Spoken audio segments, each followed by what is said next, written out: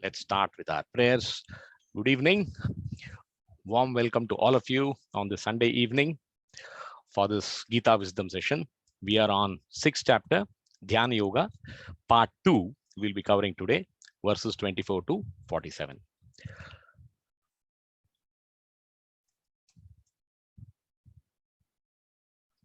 Hare Krishna, Krishna Krishna, Hare Hare, Hare Ram, Ram Ram, Hare Hare. So with this prayers, what is Dhyana Yoga? Dhyana Yoga is also known as Atma Samyama Yoga, yoga of self-control. And the acronym for this chapter is EASY. We will see what this is in the coming slides. Last class, we did half of the chapter. We started from verse 1 to verse 9, understanding our mind, whether it is friend or enemy. Then Krishna, from verses 10 to 36, described to Arjuna what is Astanga Yoga. It's an 8-step process. It starts from Yama, Niyama, Asana, Pranayama, Pratyahara, Dharana, Dhyana, Samadhi. So we stopped there in the last class. Today, we look at lesson 3, that is success or failure. Why does this lesson is called a success or failure? It all depends on the practitioner of yoga, Ashtanga yoga. If you're able to control your mind, you are successful. If you're not able to control your mind, then you could be a failure. Even if you're a failure, Krishna gives assurance to Arjuna, you have lost nothing. We will see that as we go along. And the last part is, who is a topmost yogi? So Krishna very clearly defines that a topmost yogi is Bhakti Yogi. With this, let's move to the first verse of the day, verse 24. Sanishchayena yoktavyo yogo nirvinna chetasa sankalpa prabhavan kamams tyakta sarvan asesataha manasaivendriya gramam viniyamya samanatataha.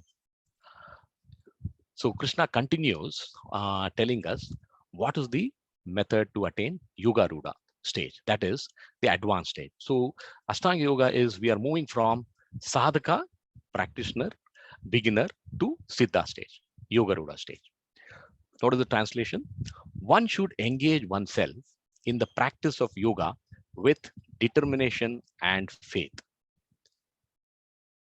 and not be deviated from the path. One should abandon without exception all material desires born of mental speculation, and thus control all the senses on all sides by the mind. What's the, let's understand what's the theme essence of this verse. Krishna says, Sa nischayena yoktavyo, practice with determination, nischayena, anirvinna chetasa, with a mind that is free of despondency, no deviation.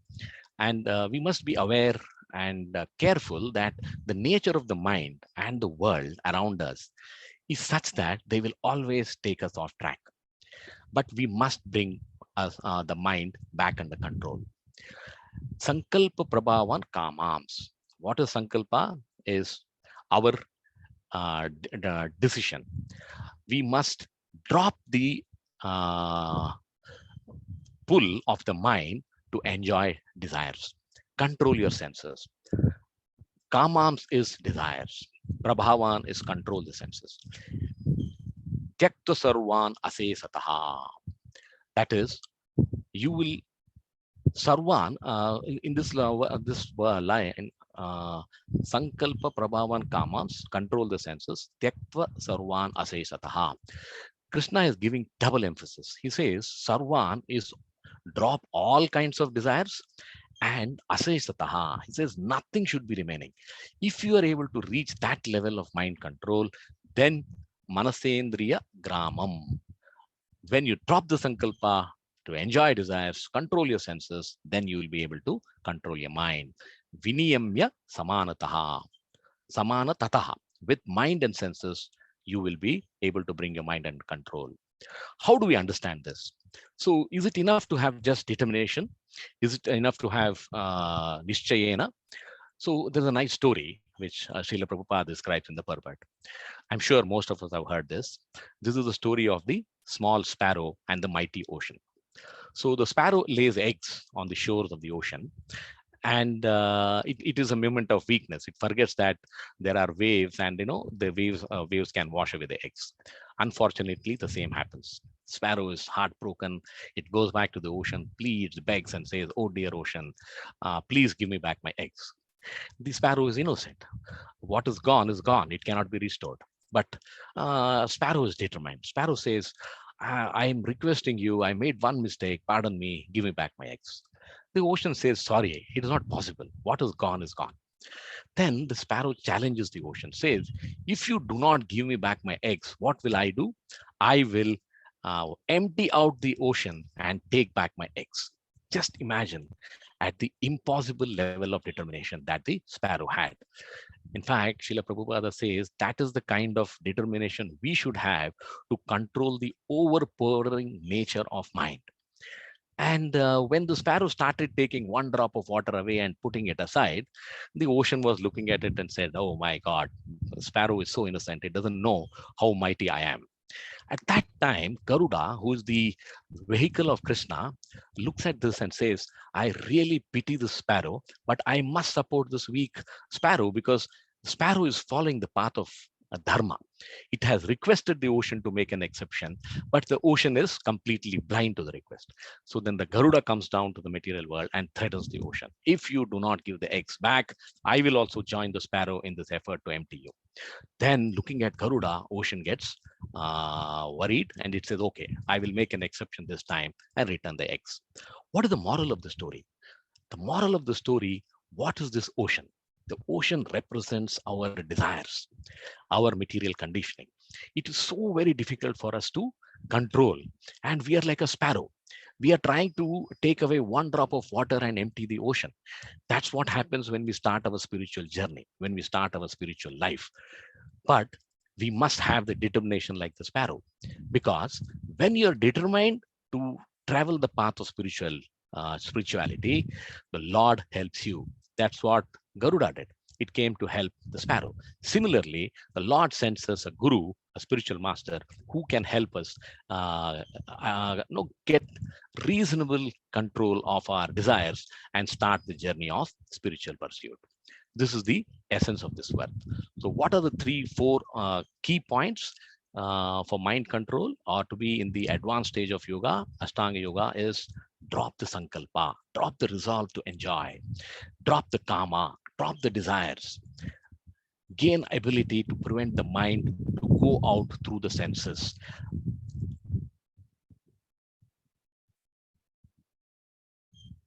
Let's look at the next verse. शनै शनैर उपरामेत बुद्ध्य धृति गृहीताया आत्म संस्थाम मन कृत्वा न किंचित अपि चिन्तयेत. What is Krishna saying here? He continues. These 2 verses are still telling us how to get into advanced stage of Ashtanga yoga. What is the translation? Gradually, step by step, one should become situated in trance by means of intelligence, buddhya, sustained by full conviction, dhruti grutaya, and thus the mind should be fixed on the self alone and should think of nothing else. Let's look at and understand what's the essence of this verse. So Krishna is now trying to give us the stage of pratyahara in Ashtanga yoga. You have yama, niyama, asana, pranayama, pratyahara. He says, "Sanai, sanair," slowly, slowly. It's hope-giving verse for us. Nothing can be achieved in a day. Uparamed, calm down, silence your mind. Buddhya dhruti, gruhitaya. Buddhya means intelligence, dhruti means determination and conviction. Where does the determination come from? That is in our control. We must be determined to control our mind. Someone else cannot be our determination. And conviction is external. Why? We read scriptures and we realize if we have to follow the path of spirituality, we must have the conviction to control our desires. So with these 2, if we are able to work Atma Samstam Manakrutva, then we will be able to fix the mind on the Atma, on the self. Atma Samstam, free the mind of objects, desire of objects, and become pure awareness. Na kinchid api chintayet. So renouncing the mind as the self. Mind is not the self. We are apart from the mind. So we should be able to control the mind and not vice versa. So what is the hope in this verse is Sanair, Sanai, Sanair. Krishna is telling Arjuna, it is possible to control your mind step by step, slowly, by conviction and intelligence. Let's move to the next verse. Yato yato nischalati manaschanchalam astiram tato niyama etad atmani eva vasam nayet. So what is the success formula in Astanga Yoga as Arjuna is trying to understand? Bringing the mind back. The mind will get deviated. We must bring the mind back. What is the translation? From wherever the mind wanders, due to its flickering and unsteady nature, one must certainly withdraw it and bring it back under the control of the self. It sounds very easy when we read this verse, when we read this shloka, but one will understand as we pass through the journey of life, it is easier said than done. That is why Krishna is advising Arjuna how he should approach this subject of controlling the mind. He says, Yato yato nischalati, wherever and whenever the mind wanders, whatever be the reason, try and control it. Manas chanchalam astiram. Mind has a nature to break into thoughts. When I said mind and self are different, and how do we imagine this? I is the self. I am is the thought. How do we expand this? I am rich. I am poor. I am happy. I am sorrowful. That is thought. So if you are able to restrict yourself at I, you are in the self. The moment you allow the thought to a mind to expand to thought, you are a victim of the mind.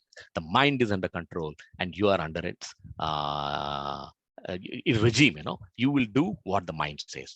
He says that is not what you should be doing. Try and allow, try and control the mind to not drag our consciousness down. It should move our consciousness up. Material desires is moving down. Spiritual desires is moving up. That's the essence of this. And what is the nature of mind? It's like gravity. What happens? What is the law of gravity? If I drop anything, where does it go? It comes down. Similarly, if you allow the mind to be free without any control, it will take you down into material desires. Tatas tato niyama etad. Regulate it, withdraw the mind from those distractions. Atmani eva vasam nayet. Bring it under the control of Atma. Then you become purified, you become steady, you become advanced. So, Srila Prabhupada in the purport says that one who controls the senses is a Goswami, and one who is under the control of senses is a Godasa. Most of us qualify to be a Godasa. Goswamis are so rare. Goswamis are the real spiritual people who are renounced, who are able to control their mind and focus on spiritual pursuit. Now, how do we do this? It requires resolute determination. There's a nice story that Srila Prabhupada quotes. He says, Haridas Thakur is known as Namacharya. He was such a ardent devotee of Krishna. He was born as a Muslim, and he took to Krishna consciousness, and he used to chant 194 rounds every day, each round of 108 mantras. It used to take him only 21 hours out of 24 hours in a day. And this was his practice day in and day out. That was surrender to the Lord. The village said, no, we should not allow this Goswami to, continue in this path unhindered. Let us test him. Let us tempt him. Let us break his control. So they send a prostitute to his house. The prostitute comes and requests, begs, and she is one of the most beautiful women of that village. And she says, my dear sir, I want you to stop praying and start enjoying. And Haridas Thakur had only one answer later. Please allow me to complete my prayer, and then I will look at you. You just imagine the humility. He did not use any extraordinary, what you can say, outstanding techniques at mind control. He just followed the path of chanting mantra sincerely, seriously, continuously, day in and day out. And the prostitute got tired after 3 days and she said, I am sorry. I tried to tempt you. I tried to destroy your concentration. I have not succeeded. She fell at his feet and she got purified and she moved away from being a prostitute to a devotee. That's the way we should control our mind.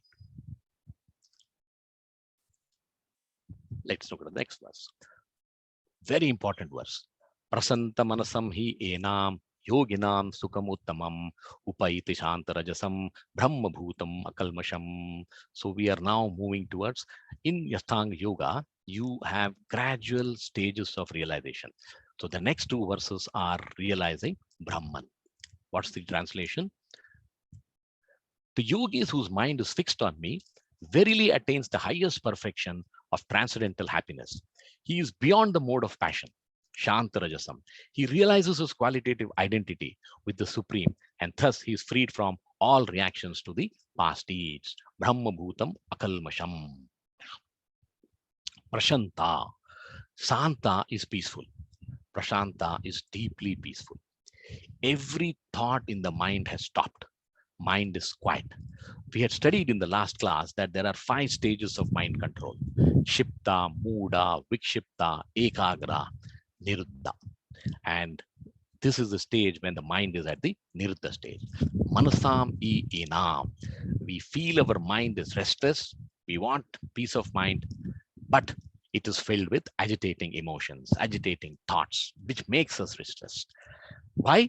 Because we are under the control of 3 modes. Rajasam, mode of passion, that creates so many desires in us. What is the mantra? Krishna says, Upaiti Shantarajasam. Keep saying no to greed. Saying no to lust. Keep saying no to anger. It will not happen in a day. It will not happen in a month. It will not happen in a year, perhaps. But it doesn't matter. As long as you keep telling the message no, then the mind starts becoming peaceful. There is a day when you will be able to turn inwards. That is the essence of this verse. Yoginam sukhamuttamam. When you start controlling your mind and focusing on the Lord, then you have upaiti shantarajasam. You are able to quieten your rajasic tendencies. You're able to quieten the passionate tendencies and become shanta. Brahma bhuta akalmasham. When you are able to control the mind, you are freed from contamination of desires. That desire is what constrains and constricts us, constrains our consciousness to the realm of matter. We want to be in material world. We want to see the best movie. We want to see the best tourist space in town, etc., etc., etc. Never ever we have a minute to say that, let me savor 1 minute of best time of my life in terms of remembering Krishna. That is Brahma Bhuta Akalmasham. When we will reach that? When we do this constantly, consistently, and slowly get rid of our contamination. Remove this impurities in us, akalmasham. Then we are on the path of self-realization. We will reach the level of Brahman realization. So the Lord has 3 features. In the next 2 verses, we will see Brahman realization, and then we gradually move to Paramatma realization, who is within us, within all living beings, and then we go to Bhagwan realization in verse 30 and 31. Let's move to the next verse. Yunjan evam sadatmanam yogi vigata kalmashaha sukena brahma samsparsham atyantam sukham ashnute. This is it again, Brahman realization verse. Sukena brahma samsparsham. Thus the self-controlled yogi, constantly engaged in yoga practice, becomes free from all material contamination and achieves the highest stage of perfect happiness in transcendental loving service to the Lord. Yunjan evam, when one engages oneself constantly, sadatmanam. In the previous verse, Krishna used akalmasham. Now he says yogi vigita kalmasha. When your effort to connect with the Lord is constant and continuous, you will be freed from purities, material contaminations. What are the contaminations we are subject to? We are subject to rajas, that is mode of passion, tamas, mode of ignorance, and our samskaras with what we are born with. Sukhena Brahma Samsparsham. We are then in a position to contact Sri Krishna, understand his essence. And that is possible through purification, and our consciousness is constant. We have to redirect the consciousness from material to spiritual. That is the moment of Atyanta Sukham Ashnute. At that stage, we will have no trace of sorrow. One becomes bliss. You're not experiencing bliss. You're not experiencing happiness. You're not tasting happiness. You are happiness. So you should never say, as long as you say, I am happy, I want to be happy, that is relative. That is duality. If you say, I and happiness are one, that is the state of bliss. So the moment if you are able to move your mind away from the thought, quieten it into silence, you have achieved Sukhena Brahma Samsparsham. This is how you can understand this figuratively. We are Atmas, and if we are able to connect with the Lord, who can be seen as Brahman, Paramatma, or Bhagavan, Sukhena Brahma Samsparsham, Atyantam Sukham Ashnute, we will have eternal pleasure, eternal happiness. Sarvabhutastam Atmanam, Sarvabhutani Chatmani, Ikshate Yoga Yuktatma, Yuktatma, Sarvatra Samadarshana. Now from Brahman realization, we are moving to Paramatma realization. And what is a Paramatma realization? We have to realize that Paramatma is within each and every one of us. Every living being has the Lord within us. That is why it is called self-realization. Don't look outside, look within to find the Lord. What is the translation? A true yogi observes me in all beings and also sees every being in me. Indeed, the self-realized person sees me, the same Supreme Lord, everywhere. Sarvatra Samadarshana. Sarvabhutastam Atmanam. It refers to the all-pervading Paramatma. He's also known as Super Soul, who is situated in the heart of all living beings.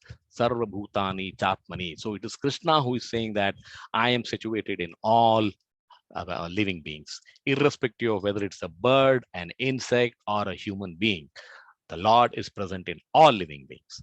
He is present in us as Kshirodakshai Vishnu. In 18th chapter, 61st verse, Krishna says, Sarva Bhutanam Hrudeshu Arjuna Tishtati. Krishna will says, I am situated in the hearts of all living entities. He's again saying this, Sarva Bhutani Chatmani. Ikshate Yoga Yuktatma. Supreme Bhakta, devotee. He is the Supreme, Yuktatma, one who will see from one's purified vision. What do you see? That the Lord is present in all living beings. If you see this, then where is the question of fight? Where is the question of jealousy? There is nothing to choose between Ramesh, Suresh, Sham, or any other living being that we come in contact with. Everyone has the Lord. See the Lord in every person that we come in contact with. That is the essence. It's like, you have a mixer, you have a fan, you have an AC. We use all this unconsciously today. What is the common thing that keeps everything working? Electricity. Do you see electricity? No. So similarly, whatever be the nature of the object, whoever is a living being, whatever is the body that is there, the self is pervading. The Atma and the Paramatma is pervading. That is equal vision. Astanga Yogi, if he is able to move into the level of advanced realization, he starts seeing everything from an equal vision perspective. Now, how do we understand this? What is Krishna trying to say? Let's try and understand this with an example. Let's see, we see the ocean and we decide to meditate on the ocean and we start the meditation. As we close our eyes and start concentrating, what do we see? We see that first sight is wave. The ocean is characterized by the wave. And then we start looking at the wave.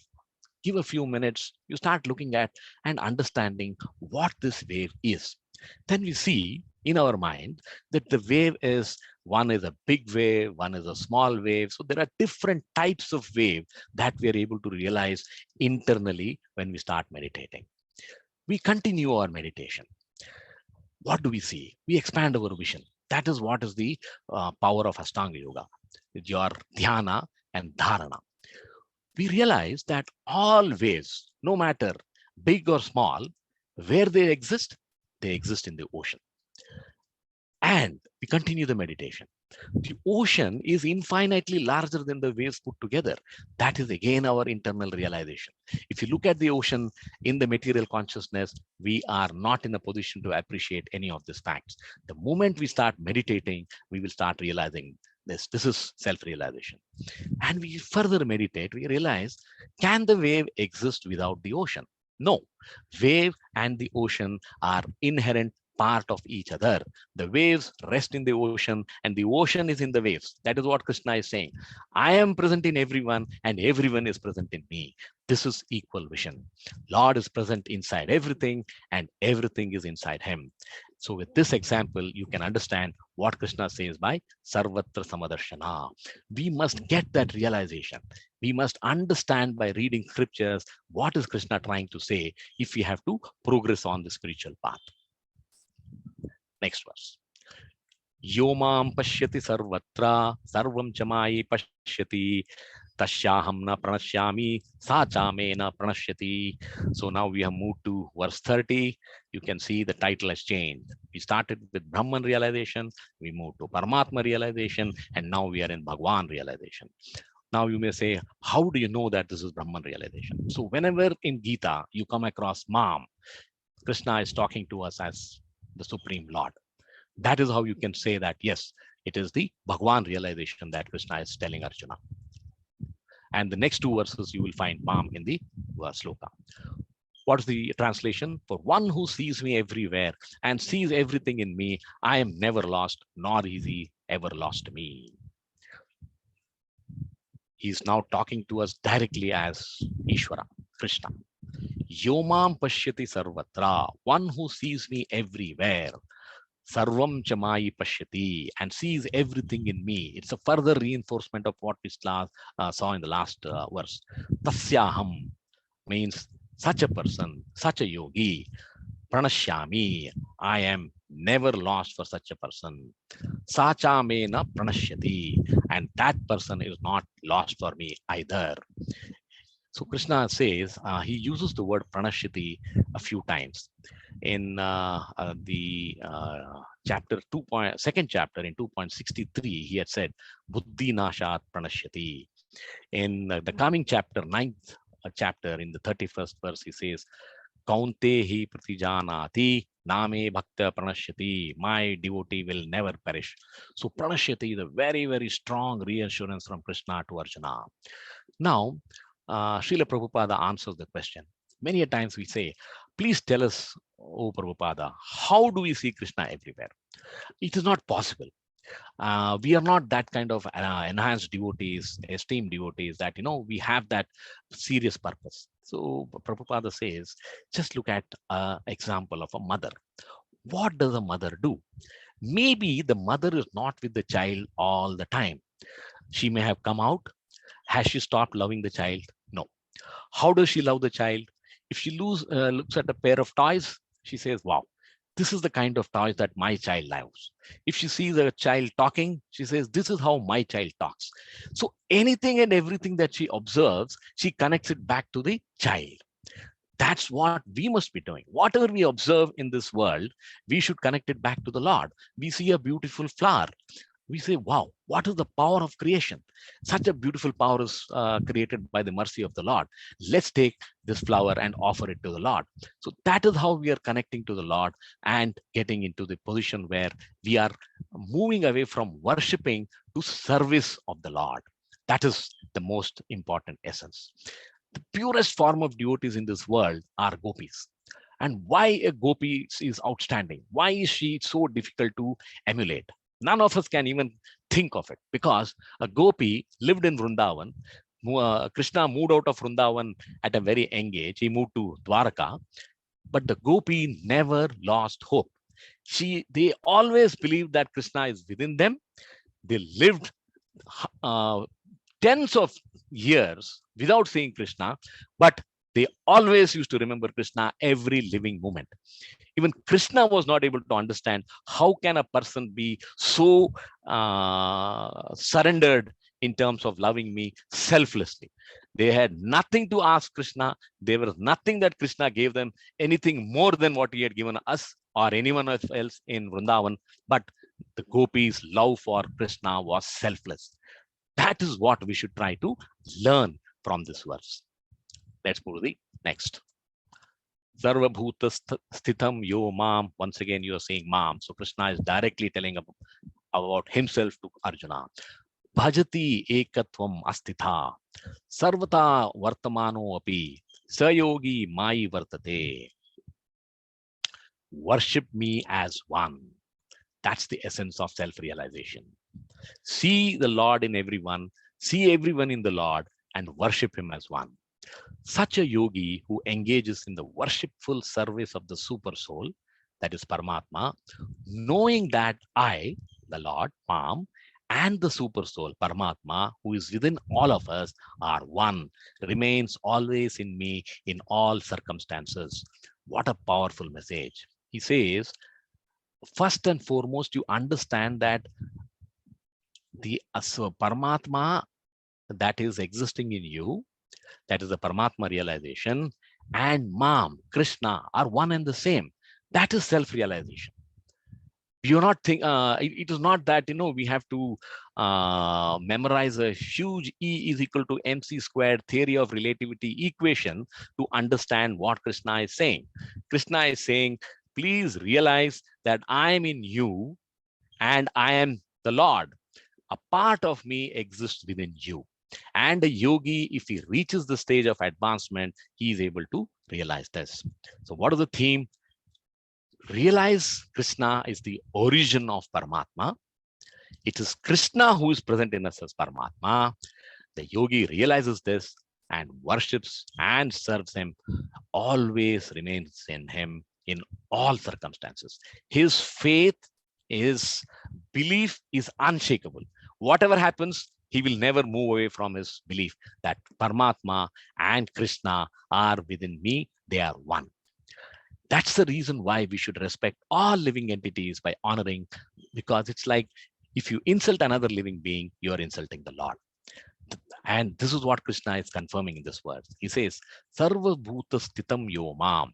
I am situated in everyone's heart. Bhajati, adore me. Ekatvam Astitha. I am singularly existing as Krishna, Supreme Lord. I am also existing in all places across the universe in this creation as one Lord. Ekatvam Astitha.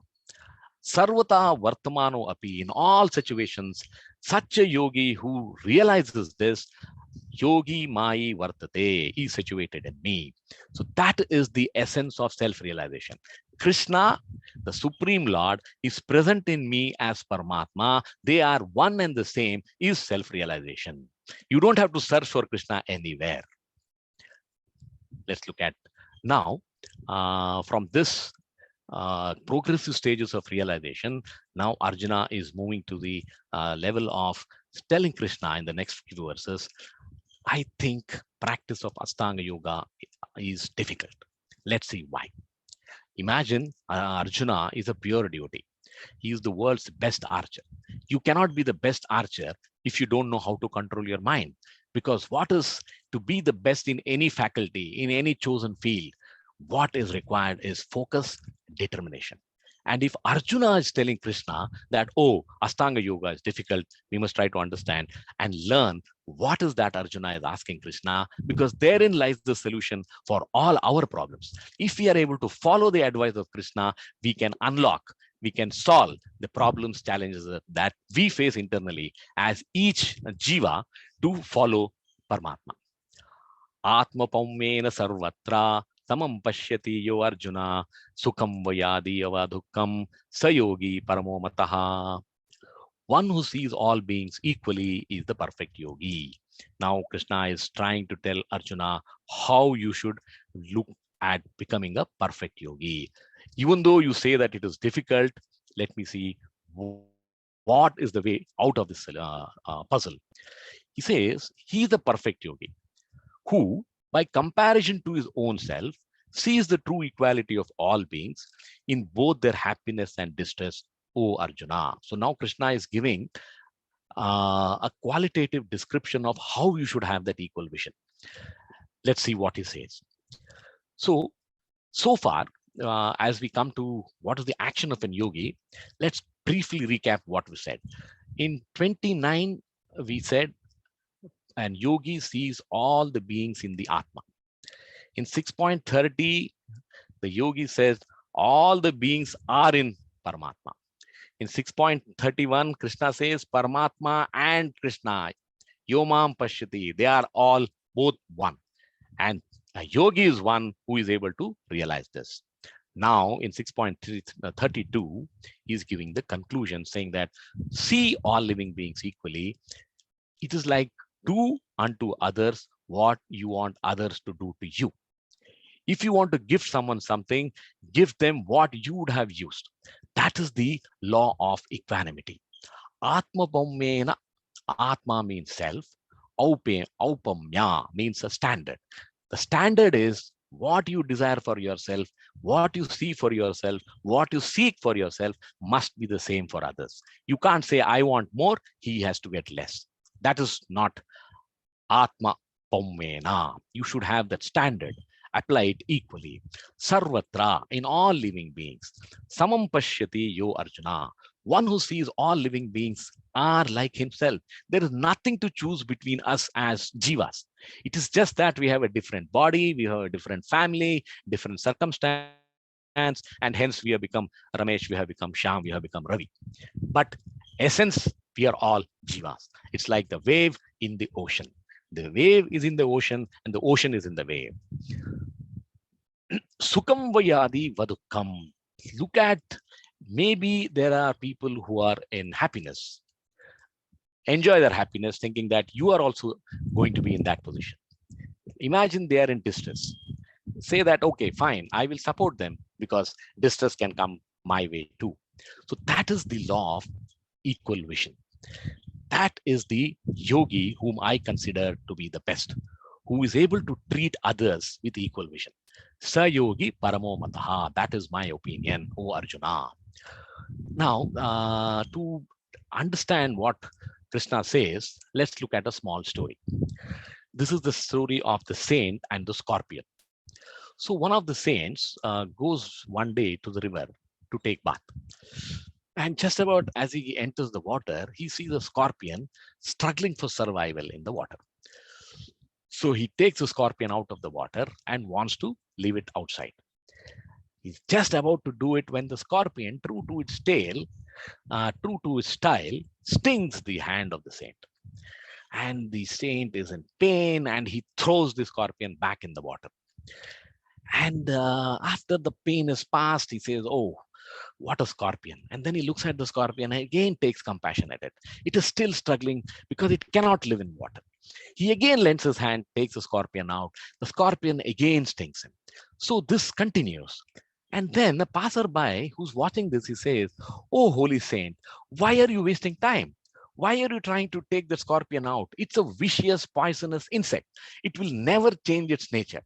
Then the sage replies, oh dear, this is understanding of dharma. The dharma of a scorpion is to sting.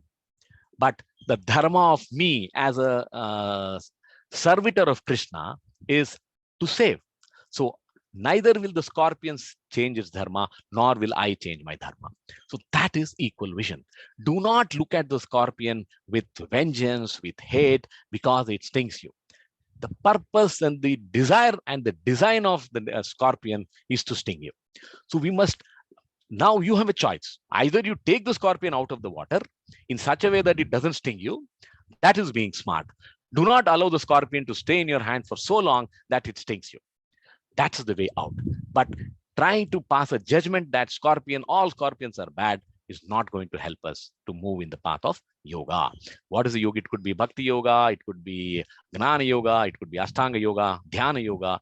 The essence is to connect with the Lord. See everything with equal vision. Now we are moving to the section where necessity of controlling the mind. Arjuna Uvacha Yo Yam Yogastvaya Prokta Samyena Madhusudanaha Etasyaham na Pashyami Chanchalatvat Stitam Stiram. What is Krishna saying? Arjuna's concern in this. He is expressing his concern. Ashtanga Yoga is impractical due to fickle mind.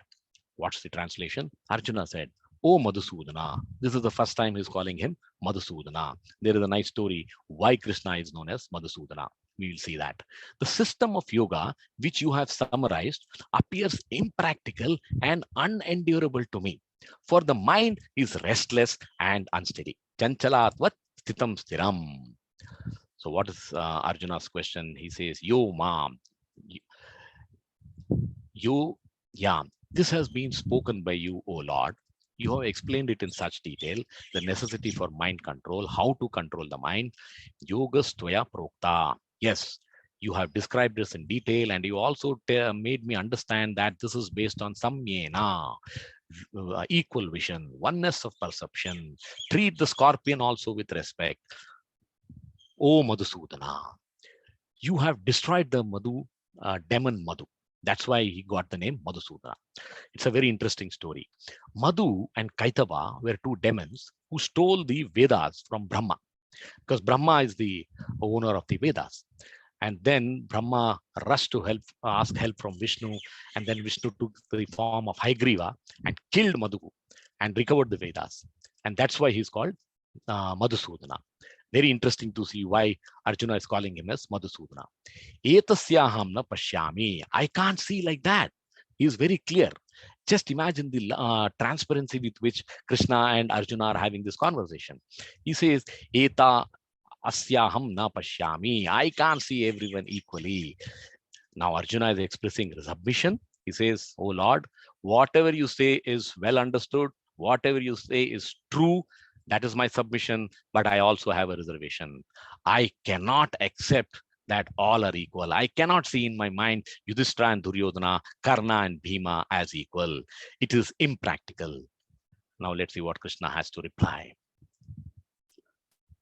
Chanchalam hi mana Krishna. So Arjuna continues describing the challenges, why he finds Astanga Yoga to be a difficult proposition.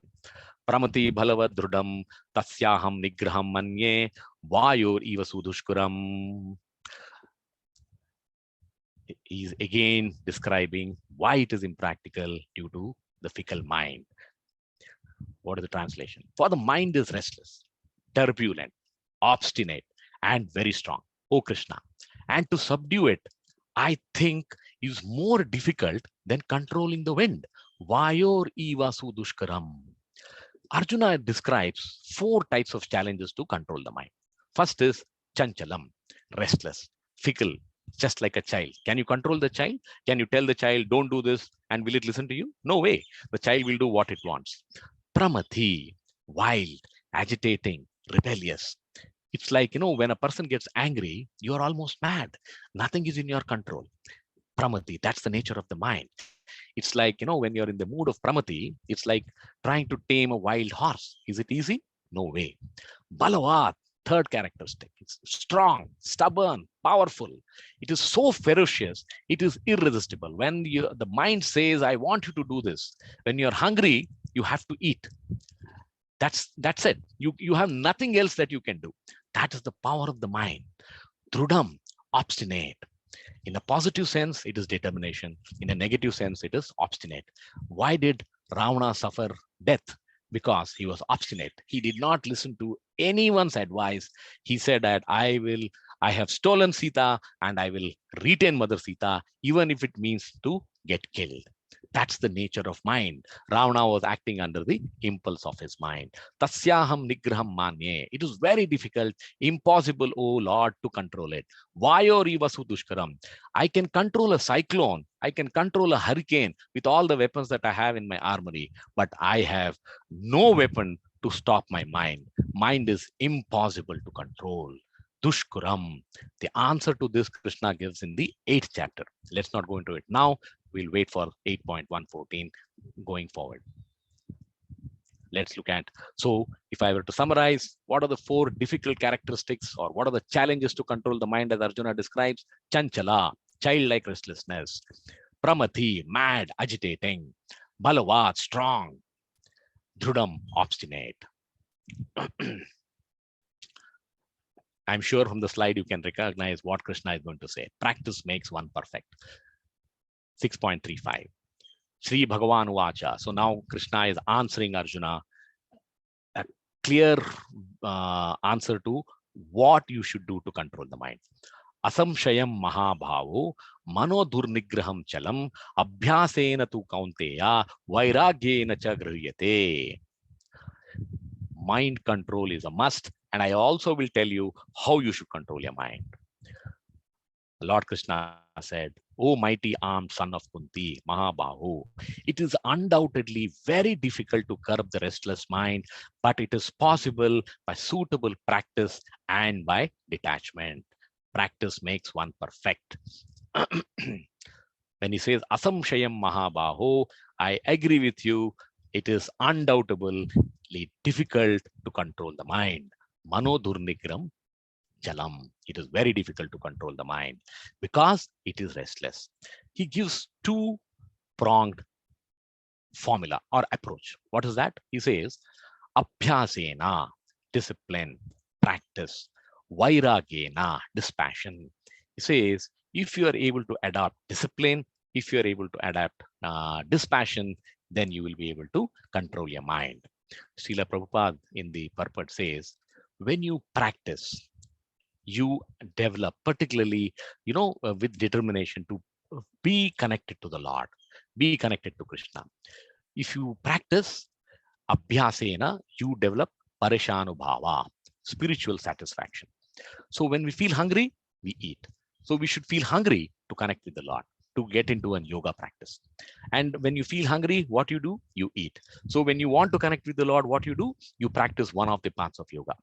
What will happen when you eat? You get strength. What will happen when you get strength? Your hunger is satisfied. Similarly, if you remember Krishna, he will strengthen, he will give us the strength to take hankering out of the way. You will feel strong, you will feel confident that abhyasena tu kaunteya. If Krishna tells Arjuna, practice, it applies to us. Have dispassion, it applies to us. So this is the magic formula. This is the spiritual formula of Gita. You can control your mind through practice and dispassion, discipline and dispassion. Let's look at the next verse. Asamshayatmana yogo, asamyatatmana yogo, dushprapa iti me mati, vasyatmana tu yatata, sakyo avaptum upayataha. Control the mind by practice and detachment. He continues, for one whose mind is unbridled, self-realization is difficult to her. But he whose mind is controlled and who strives by appropriate means is assured of success. That is my opinion. Me mati. Mati is opinion. Asam yatatmanaha. For one whose mind is unbridled, uncontrolled, you do not or you are not able to practice discipline nor dispassion, then he says, yoga is not for you. It's very difficult for you. Yogo dushprapa iti me. Self-realization is difficult for you. It's not possible, impossible. However, if you are able to make some progress, vasyatmana tu yatata, by endeavor, by hard work, if you strive continuously, then avaptum upayataha. You are assured of success. So keep trying. Don't give up. Miracles doesn't happen in spiritual life. It is not easy to get away from your samskaras and vasanas. That is the hope-giving verse again.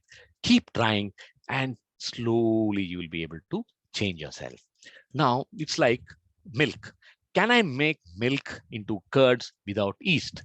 No. So you need a catalyst. Similarly, when you adopt any process, any yoga process, it will take you towards the ultimate summit of bhakti, provided you keep at it. You may have challenges, but don't give up. Me mati, that is my opinion. So if mind is not in control, you cannot achieve perfection in yoga. If you are able to control your mind through practice, discipline, dispassion, you will be able to achieve success in Ashtanga Yoga. This is the essence of the verse. Arjuna Uvacha. Now these three verses, he starts asking questions. Ayati Shraddhayopeto Yoga Chalita Manasaha Aprapya Yoga Samsiddhim Kam Gatim Krishna Gacchati.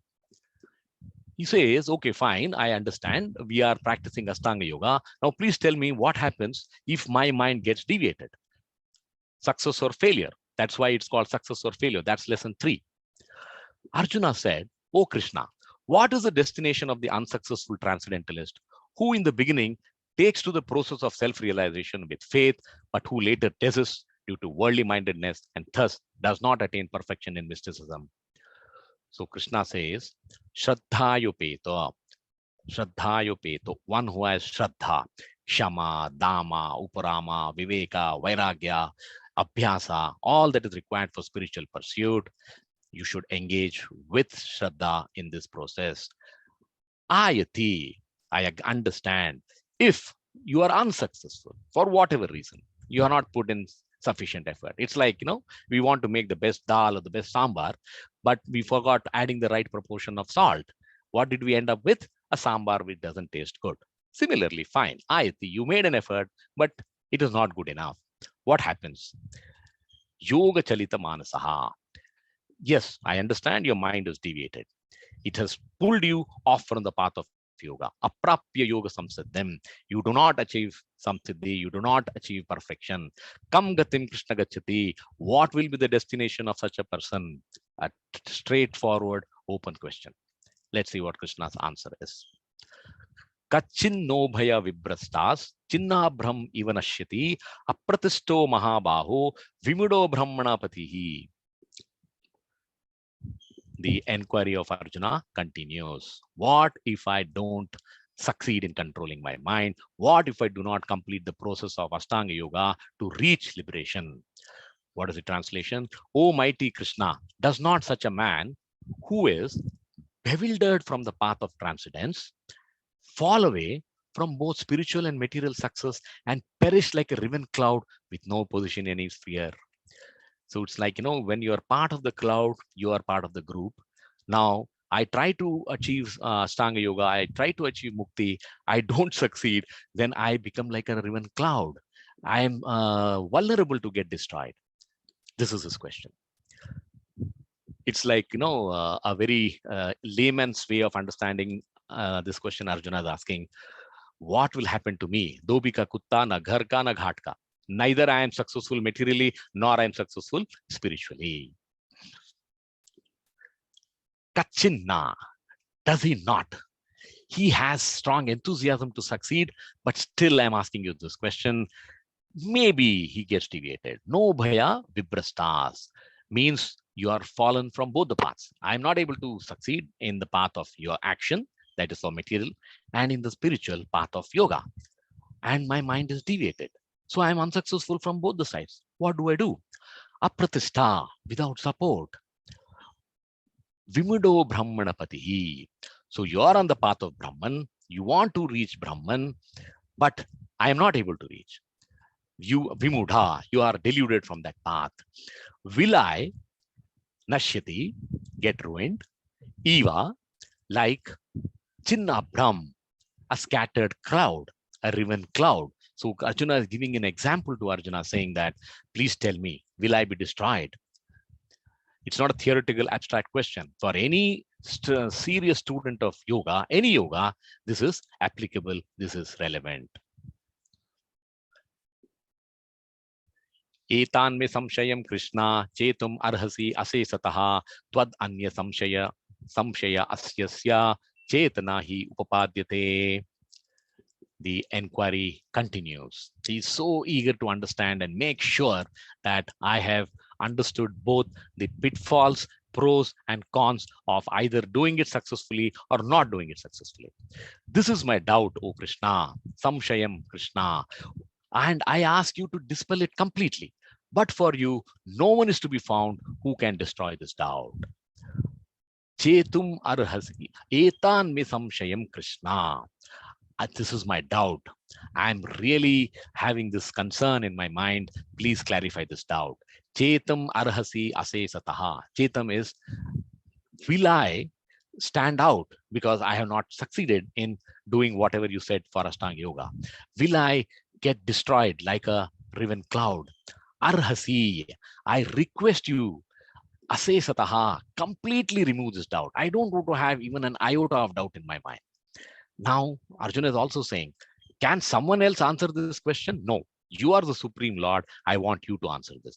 Tvad anya samshaya asyasya. Apart from you, this samshaya, chetanahi upapadyate. No one who can remove this doubt.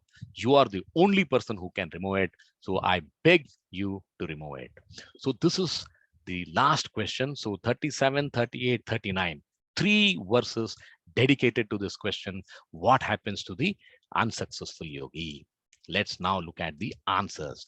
Krishna answers these questions from this verse 40 up to 45 and gives more than reassurance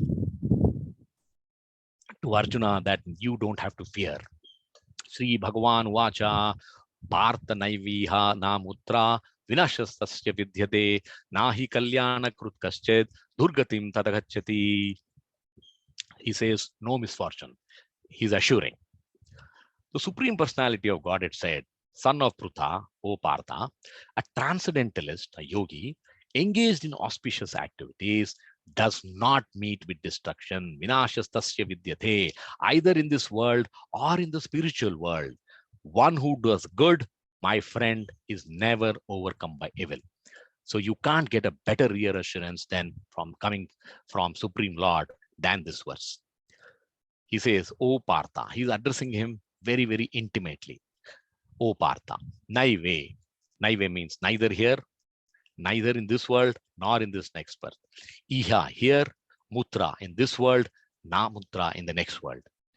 Vinashas tasya vidyate. Such a person will never meet with destruction, downfall, or setback. It is not that misfortune will befall you. No way. And he says, not only in this world, in this present, in the past, or future. The assurance is across timelines. Nahi kalyana krut kaschit. So the essence is one who tries to do good.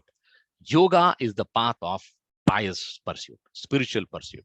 It's far different from material pursuit.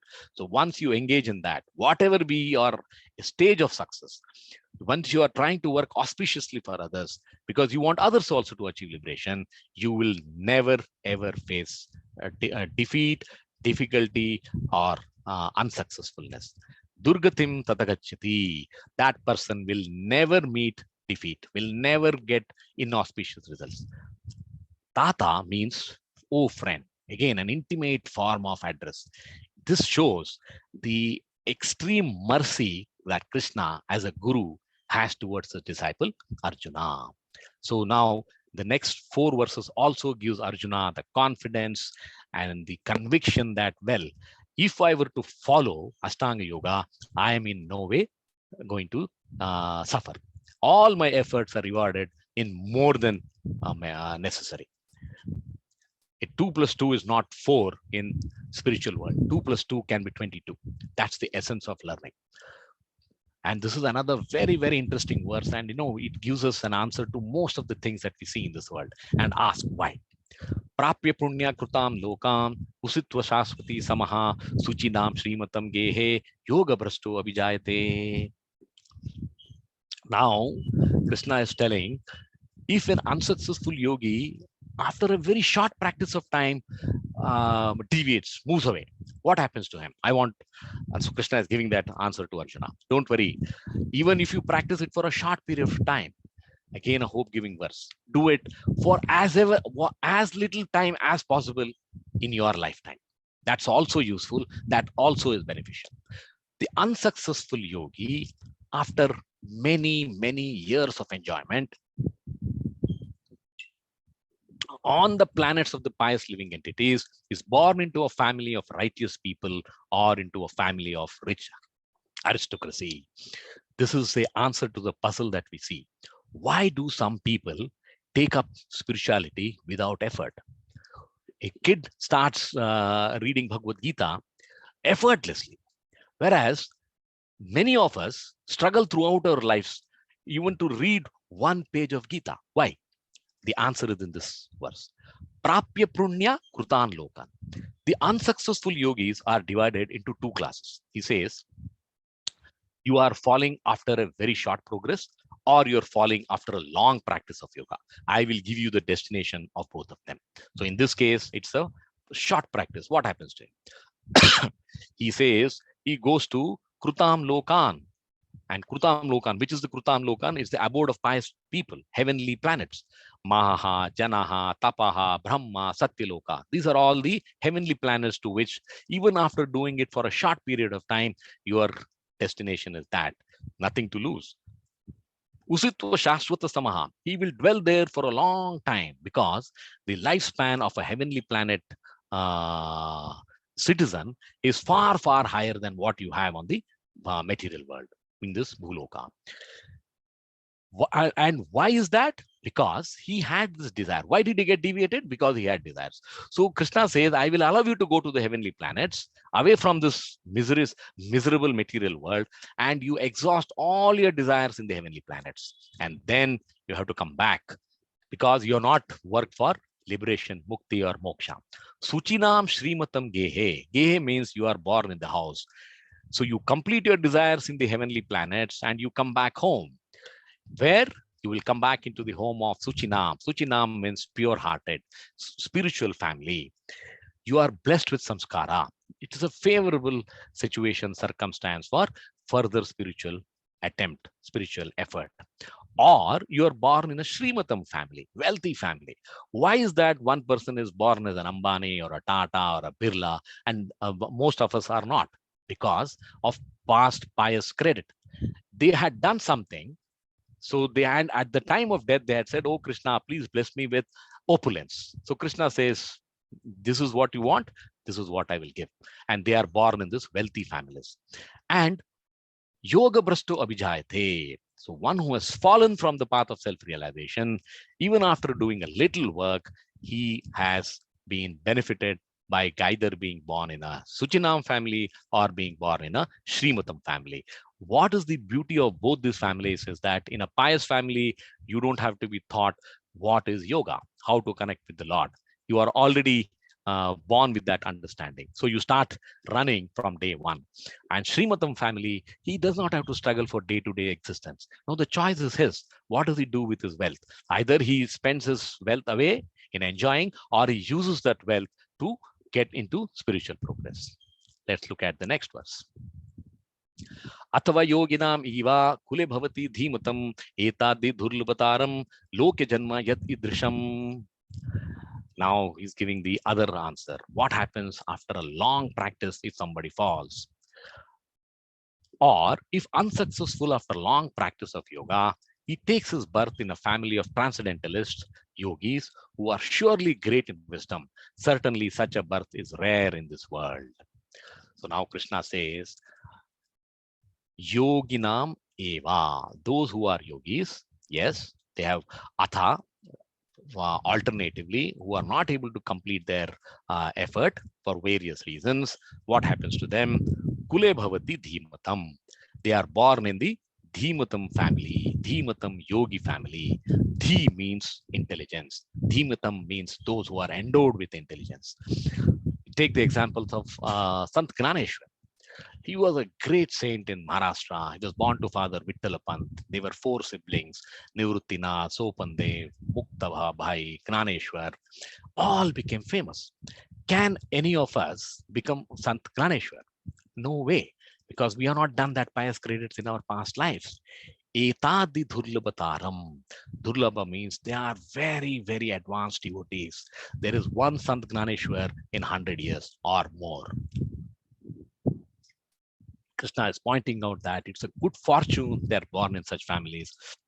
It is very, very rare to have this kind of birth. Loke janma yaditrisham, because such an advanced devotees families are rare, very difficult to find, and you should take birth in such a family.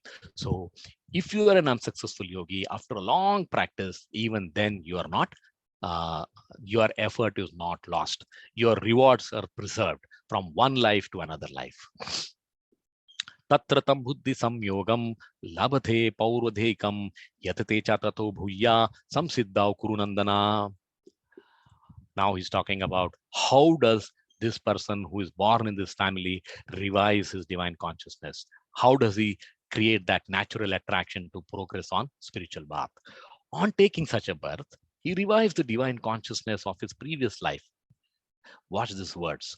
Nothing comes automatic. Nothing is by accident. If I am devoted, it is because of my past life, sukruti. If I am not devoted, it is again because due to of my past life karma. And he again tries to make further progress in order to achieve complete success, O son of Guru.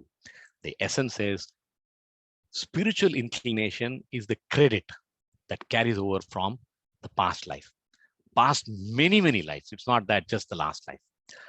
And if you had done a lot of practice in your past life, you develop, Krishna is saying, inexplicable, irresistible attraction for transcendence. There are some people who get into spiritual practice like fish takes to water. For example, we have amidst us, Ramesh. He's my close friend. He started doing Ekadashi at the age of 55. First time ever in his life, he did Nirjala Ekadashi. He was without water for 24 hours. Is it possible for a normal person? No. It comes from your past sukruti. So nobody forced Ramesh to do this. As an example, amidst us in our own group, that is past life karma, past life samskruti. Tatra tam buddhi samyogam. Tatra means that life, the past life. Now, because of whatever efforts you did then, you are born in a house of either a noble and rich family or in a yogi family. Tam buddhi samyogam. Yoga means connection. Samyoga means reconnection, revival. So what you left there, you start continuing that. Labate pauradekam. You get it from your previous birth because that effort is stored and it gets revived and you start enduring again. So it continues. So if you do this, the essence, the goal is we must not come back into this world. We must achieve mukti moksha. So we must keep striving till we reach there. Last life, we failed. This life, we restart the effort. Again, a hope-giving verse. Yatate chatato bhuya. One starts enduring again, strives more strongly. Samsiddhau kurunandana for attaining success. So it is not, you have not lost anything. You tried in the last lives, did not succeed. You continuing in this life, you continue in this life and reach your destination. Example is Bharat Maharaj. Bharat Maharaj was a very pious, famous king who retired to the forest to spend his time in Vanaprastha and achieve the Lord. Unfortunately or fortunately, his mind got deviated. Such a great pious king came across a situation where he saw the tragic scene where a deer dies by giving birth to a small deer. And the yogi who is renounced, who is not connected, who is detached, somehow took mercy on that small deer and said, let me look after this deer. And a time came when he had to quit his body. While quitting his body, he started thinking of the deer. Who will look after this deer? And you will not believe, the Lord brings Bharat Maharaj into this material world again as a deer. That's the power of what you should think and what you should not think at the time of death. Don't think about family. Don't think about relationships. Don't think about pets. Think about the Lord. Then you will go back to the Lord. And he was born as a deer. He led his life as a deer. He passed away. Then he was born as Jadabharata. So imagine all his pious credits as Bharat Maharaj got consumed in the second life when he was born as Jadabharata. He was the most evolved spiritual person. He was born in a Brahmana family. A Brahmana family is known for rituals. You want to do Ganesh Puja, you call a Brahmin home. So he rose above the rituals and he said, I am renounced. I am going to surrender myself to the Lord. Samsiddhau kurunandana. That is what happened. So Bharat Maharaj was able to get his mukti moksha. So the soul always tries to revive the original propensity of what it was used to in the past life. There is no surprise. If you see a person who is devoted, it is because of what he had done in his past life. Let's continue. Purvabhyasena tenaiva hriyate hi avaso apisa jignasurapi yogasya sabda brahma ativartate. Again, Krishna continues, reinforces what happens to a person who is born in a family after having worked hard in his previous life. By virtue of the divine consciousness, this is important. Why they take to spirituality? Because their consciousness is already attached to the divine because of their effort in the last life. Of his previous life, he automatically becomes attracted to the yogic principles. You don't have to tell him, you don't have to explain, even without seeking them. Such an inquisitive transcendentalist stands always above the ritualistic principles of the scriptures. Purvabhyasa, that is by previous birth practice, tenaiva, of that person, hriyate hi avaso api. Sa, the person is attracted helplessly to spiritual path. It is like fish taking to water. Jignasurapi yogasya, such a person is jignasu. He is inquisitive to know who am I. I want to be part of that Lord. Go back from this material world. Shabda Brahma Ativartate. He will go even beyond Shabda Brahma. What is Shabda Brahma? Vedic scriptures, Vedas. And what is Krishna trying to tell us here? Vedas generally talk about four Purusharthas: Dharma, Artha, Kama, and Moksha. I say Moksha silently because all of us spend our entire lifetimes in Dharma, Artha, and Kama. We hardly have any time left for Moksha. But the essence of Vedas is Dharma, Artha, Kama will be there. It will continue to be there. What we should do is try and achieve moksha. Now, there is another nice story here. Gajendra was a pious king. He was an ardent devotee of the Lord. Again, he spent ages praying to the Lord, and his mind got deviated for something. And in his next life, he was born as an elephant. And once we are born as elephant, you have no choice. He lived happily life as an elephant. Once he was trying to cross the river, and a crocodile catches the elephant. And it's a struggle for existence, a fight between the mighty elephant and the crocodile. And the crocodile seems to be winning. And Kajendra is desperate. He says, I'm the most powerful elephant in the world, and I'm not able to get my legs out of the grasp of this crocodile. Why is it so? And he's in tremendous pain. Then, without his knowledge, an elephant, imagine that is past life karma, starts remembering the Lord, and he starts chanting the prayers that he had practiced for so many years in his past life. And you know what happens? Krishna rides the Garuda, rushes to where a Gajendra is, kills the crocodile, and saves the elephant. That is the benefit of spiritual practice. That is hruyate hi avaso apisa. Whatever we did in the past, we continue that in this life. Prayatnad yata manastu yogi samshuddha kilvisa aneka janma samsiddhas tato yati paramgatim.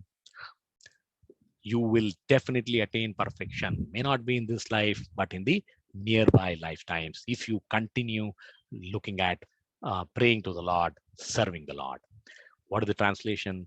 When the yogi engages himself with sincere endeavor in making further progress, being washed of all contaminations, then ultimately achieving perfection after many, many births of practice, he attains the supreme goal. Tato yati paramgatim. Prayatna means practice, working assiduously, striving more intensely. Yata manastu, one is endeavoring rigidly for a long time. Yogi shamshuddha kilvisa. If you do that, what do you achieve? You become free from all impurity, all contamination. All obstacles to spiritual illuminations get purified. Aneka janma samsiddhas, you attain perfection through many births. And yogi's determination is such that It should go on for several lifetimes. We must be determined. It doesn't matter what we are able to achieve or what we are able to achieve in the current time, in the current life.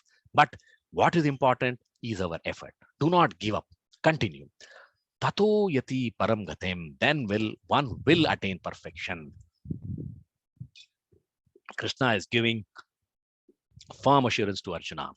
And in 6.37, he had asked, Kam gatim Krishna gachati. He says, Tato yati param gatim. You will achieve me, O Arjuna.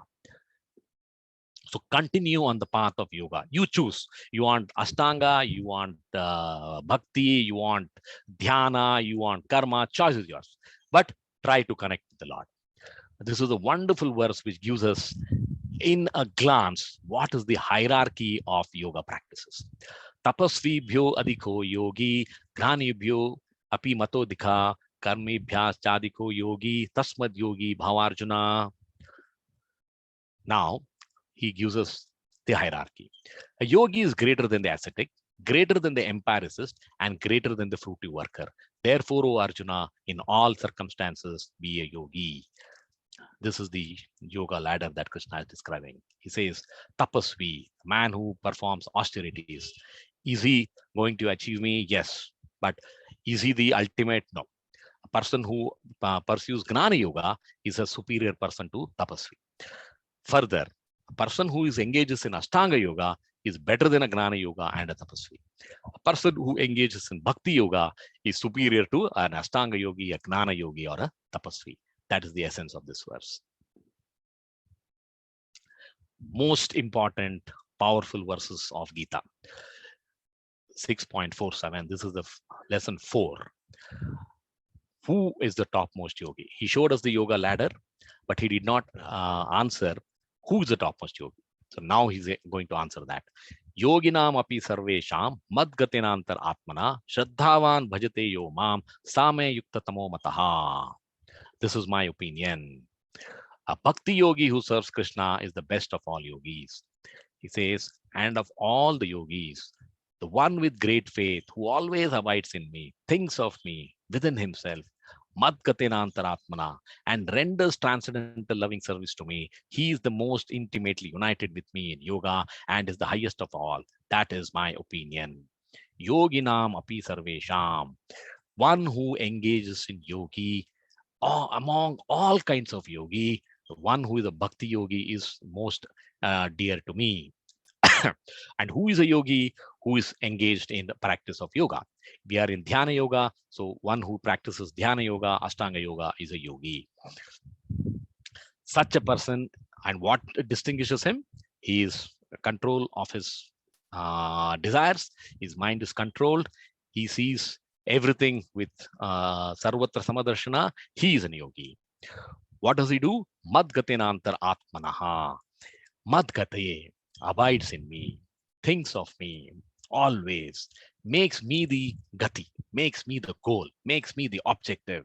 His mind is always fixed, unwavering, shraddhavan, with faith, bhajate yo mam. Now, there is no equivalent to the word bhajate in English. We generally use the word worship, but worship is respect. Bhajate is far more than that. So bhajate is to serve the Lord, and you can serve the Lord only if you surrender to the Lord. Bhajate yomam, worship me, render service unto me. Same yukta tamo mataha. Such a person is most intimately united with me. So who is the ultimate yogi? The man who is always remembering Krishna within himself. Same yukta tamo mataha. Now we have come to the last verse of this. I just want to give you an overview of what is the destination, what is the realization of various parts of yoga that you follow to connect with the Lord. So if you follow Karma Kanda, all the rituals, we do the Satyanarayana Puja, we do Ganesh Puja, we do this Homa, we do that Yajna. Where do we reach? What's our realization? We can only reach to Swarga. It is temporary. We read, no, after living for a long time, after exhausting all our desires, you have to again come back to this material world. Far better than that is Gnana Yoga, because you have reached the impersonal realization of the Lord, that is Brahman. Jnana Yoga is far more powerful than karma. Astanga Yoga, we are completing this chapter. We will get the realization of Paramatma. And now, in the next 6 chapters, from 7 to 12, Krishna will talks about Bhakti Yoga. And this verse is the seed verse for the next 6 chapters. What is our realization? Bhagwan. Now, these are not existing in isolation. We must realize that one who reaches Brahman will definitely move to Paramatma and Bhagwan. The challenge is move from Swarga to Brahman at least. Whatever you do, you must reach that realization, because these 3 are the features of the Lord, and ultimately we will go to Bhagwan feature. That's when we achieve liberation. A quick recap of what we studied. As we come to the end of this chapter, the first in the last class, part 1, we studied the verses 1 to 9. Our mind is our friend or enemy. Astanga Yoga, it's an 8-step yoga process. Yama, Niyama, Asana, Pranayama, Pratyahara, Dharana, Dhyana, Samadhi. What is the essence of this Astanga Yoga? Krishna tells us what is the purpose of this yoga. Shantim Nirvana Paramam Mat Samstam Adhigacchati. Please achieve me. You will come to me if you follow Astanga Yoga seriously. Yukta Asita Matparaha. What are the challenges of Ashtanga Yoga? We have seen this as a lesson 3. If you're able to control the mind, you will be successful. If you're not able to control the mind, you may call yourself failure, but Krishna gives us the reassurance that don't worry, whatever little effort you have put, you still get the benefit. And why this lesson came about? Because Arjuna openly asks, what is Ashtanga Yoga's feasibility? Which appears very difficult to me. So what is the essence for success? You should deal with your mind, control the mind. And that's the main obstacle in Ashtanga Yoga. Abhyasa, Vairagya. Detachment, discipline, dispassion. Atma Samyamya, that is required to control the mind. In the last 2 verses, the 4th lesson is who is the topmost yogi? Bhakti Yogi is the topmost yogi. And this is the famous verse. If you can memorize this, nothing like it. Yoginam api sarvesham madgatirantaratmana shraddhavan bhajate yomam samayukta tamomataha. Thank you very much. If you have any questions, you can ask, and let me play this video if it is possible. Share sound. यदि आप बस की सबसे पीछे वाली seat पर बैठेंगे तो आप महसूस करेंगे कि पीछे की सीट पर धक्के ज्यादा महसूस होते हैं। चालक तो सबके लिए एक ही है, बस की गति भी समान है, फिर ऐसा क्यों? बस चालक से आपकी दूरी जितनी ज्यादा होगी, आपकी यात्रा में धक्के भी उतने ही ज्यादा होंगे। आपकी जीवन यात्रा के सफर में भी जीवन के गाड़ी के चालक परमात्मा से आपकी जितनी ज्यादा दूरी होगी, आपको जीवन में उतने ही ज्यादा धक्के खाने पड़ेंगे। अपने रोज की दिनचर्या में यथासंभव कुछ समय अपने ईश्वर के समीप बैठो, उनसे अपने मन की बात एकदम साफ शब्दों में कहो। आप स्वयं एक अप्रत्याशित चमत्कार महसूस करेंगे। Thank you. If you have any questions, please ask. And I must thank each one of you that we have completed 1/3 of Gita. 6 chapters are complete, and next class onwards we start Bhakti Yoga. Most important jewel of the jewel in the crown of Gita, that is Bhakti Yoga. So now let me stop talking, listen to any questions if you have.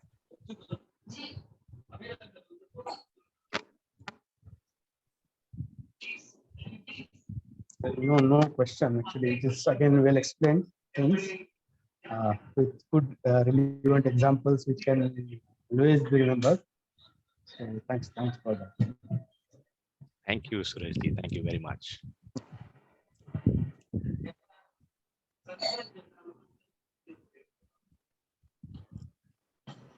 Ravi?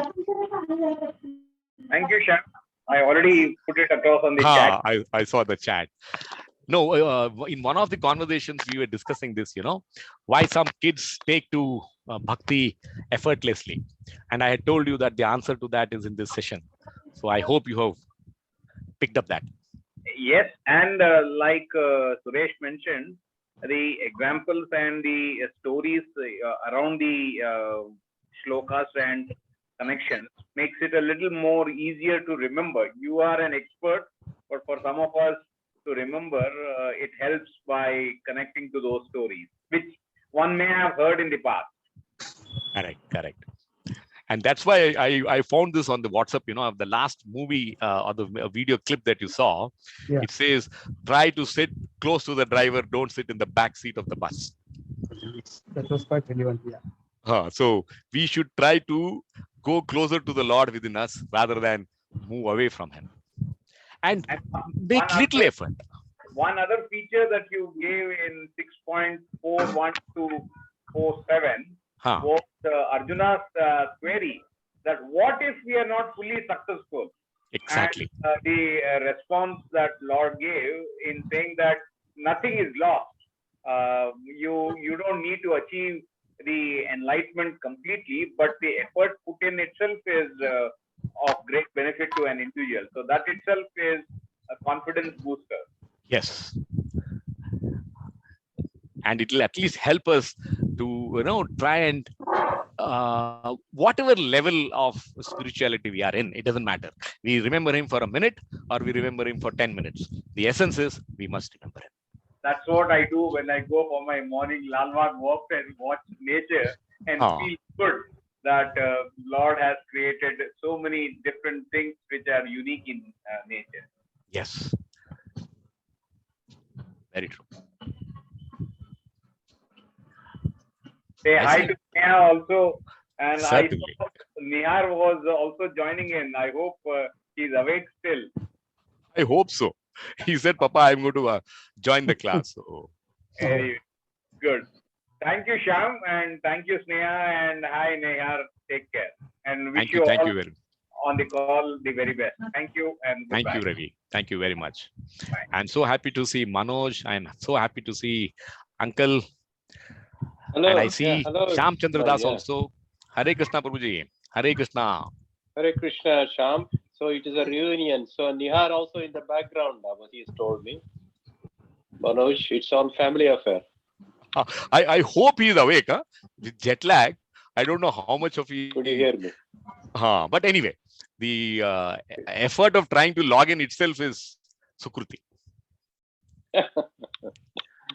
And I also must thank Shyam Chandra Das, who is a very senior devotee who is part of this session. Thank you very much, Prabhuji.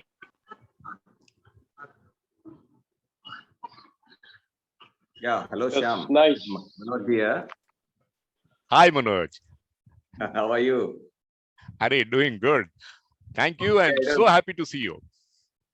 Yeah, very happy to listen to you after a long time. Are wonderful, wonderful.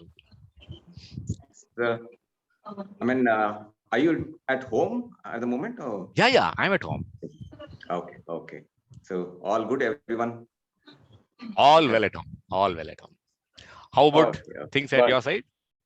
Yeah, very good. Amma is with me in Sydney. Okay.